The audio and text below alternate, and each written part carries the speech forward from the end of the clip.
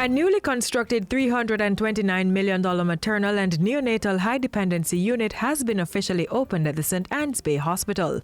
The unit will provide advanced care for high-risk pregnant women and newborn babies and boasts isolation suites for mother and child. It strengthens our capacity to respond in a way that builds on the achievements that we have had and secures and reinforces the resilience that we should be seeking as we face or confront the public health challenges in our population.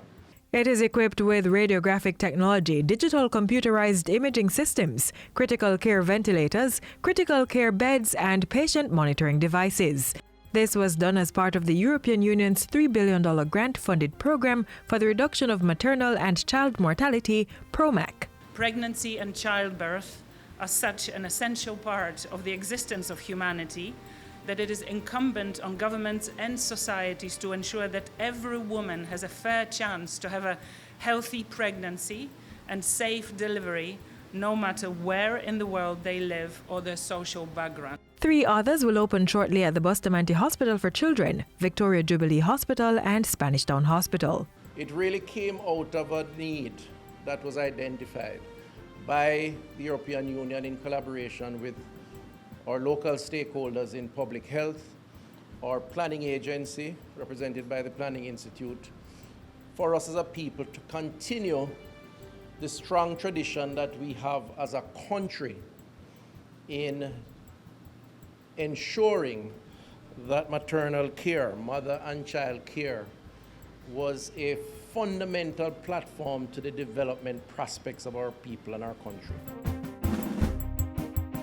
The Senate has approved the Fiscal Administration and Audit Suspension of Fiscal Target Requirements Order 2020. The Senate's approval on June 4 followed its passage in the House of Representatives on June 2. This allows for the suspension of Jamaica's fiscal rules until March 31, 2021. Suspension of the fiscal rules became necessary due to the impact of the COVID-19 pandemic, which resulted in critical expenditures and economic mitigating activities totaling $34 billion.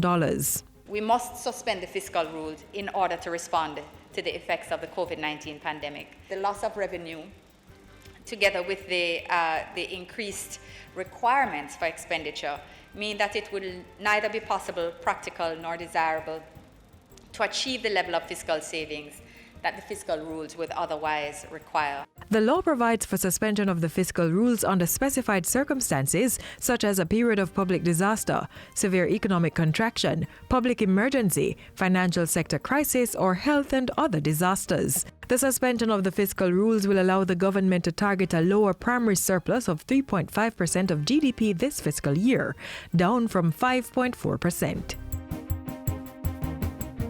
Minister of National Security Dr. Horace Chang says significant investment is being made to acquire modern technology and upgrade the physical infrastructure of the Jamaica Constabulary Force, JCF. He was speaking while on a recent tour of police stations in the Area 4 Division. What we're trying to do is to really modernize the police force infrastructure. So, the police car we buy, have a small computer in there as part of the technology. And I will isolate that budget from the rest of it. So while we may spend $1 billion on the infrastructure in terms of the communication, hard network and the back room to support it, there are other things being done. In addition, Minister Chang says planning and land acquisition for a divisional and area headquarters in St. Catherine will be completed this year, but construction could be delayed due to the impact of COVID-19. He says government is also looking at the construction of a new correctional facility. We also need more space, modern space to put all our prisoners, even those who are low risk. And the chance that we'll build a prison that has facilities for both. So we want to work out those numbers before we come to it. What I expect, we'll have somewhere which can comfortably host well over 1,000, more like 2,000 individuals. Free legal services were provided to residents in St. Mary, St. Elizabeth and St. Catherine this week as the Legal Aid Mobile Justice Unit visited the parishes. Persons with criminal matters or who were detained under the Emergency Powers State of Emergency Act were allowed to submit applications for assistance through an assigned attorney.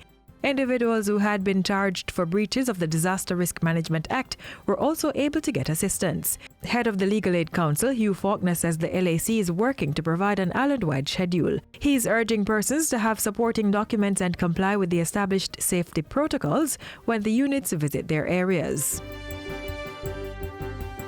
Approximately 2,000 drip irrigation systems will be distributed to small farmers across the island. Minister of Industry, Commerce, Agriculture and Fisheries Audley Shaw made the announcement recently. He said the systems would provide farmers with access to irrigation for planting and ensure continued agricultural growth despite the shift in rainfall pattern due to climate change. There's a saying that in every crisis there's an opportunity.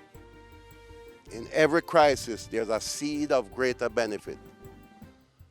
Find the seed, sow the seed, and watch us extricate ourselves, not just extricate ourselves from crisis, but go on to build and to create prosperity. The minister was speaking while on a tour of Gary Colton's farm at the Spring Plain Agri Park in Clarendon. The farm supplies 10,000 pounds of produce weekly to Grace Kennedy Foods.